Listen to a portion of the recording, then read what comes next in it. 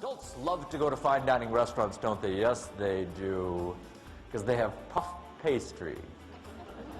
Man, everything is good in puff pastry. But do children like to go to fine dining restaurants? They don't want no... They want to go where?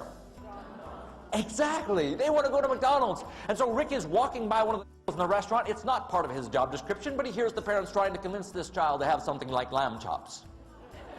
Okay, yes, exactly. And so he stops, introduces himself to the parents, and then immediately begins talking to the young child. And he says, well, tell me, what is your favorite food? He says, hot dogs. Rick says, oh, no, it can't be hot dogs. He says, yeah, it is. Yeah, it's hot dogs. Yeah, it is. Rick said, I just can't believe it. Hot dogs. Because we just happen to make the very best hot dog in the entire world right here at Beverly's. Well, the parents are looking at the menu like, where does that say hot dog? How do you spell hot dog in French? Because do they normally make hot dogs at Beverly's? They don't make no stinking hot dogs.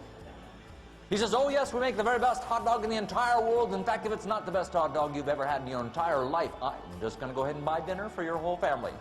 Parents are like, 2 points for you. Gotta like that. And so he goes into the kitchen. You know how sometimes you're really excited about an exciting new thing you're going to do for a customer or co-worker, and your other co-workers are not so enthusiastic about the idea. Then he walked into the kitchen with the big 5-star chef hats. And he says, you know what we're going to do? We're going to make the best hot dog in the entire world. And they looked at him like, you fell down again, didn't you? And then when they realized he wasn't kidding and he was very enthusiastic about this idea, they went into the whine mode. You know, people like this, when they don't get their way, they go into the whine mode. And you can just tell because their voice is like this all the time. They're in the whine mode so much. And they said, how are we going to make the best hot dog? And Rick said, I don't know what we're going to do. Maybe we're going to slit it down the middle, fill it up with cheese, wrap it up with bacon. I don't know. But it's going to be the best hot dog in the entire world. And he leaves the chefs scratching their big hats and goes out onto the floor and begins to talk to all the servers. And every server in that fine dining 5-star restaurant, all of those servers are watching table number 13 for the hot dog. And pretty soon, all of those servers in that fine dining restaurant are all talking to all of the tables in the restaurant. And instead of looking out at the beautiful lake in front of them, they're all looking over at table number 13 for the hot dog.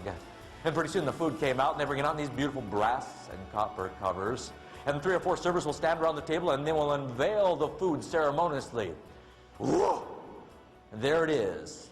Race car hot dog. Yeah! Because kids don't care how they taste, do they? They don't. It's a hot dog, for goodness sakes. Well, look at all the people that impacted every chef in the kitchen, every server on the floor, every guest in that restaurant. They went home and talked about not the meal that they spent $300 for 2 people. They talked about table number 13 and the hot dog. What Rick did is he helped shape their stories, because ultimately our stories create our reality.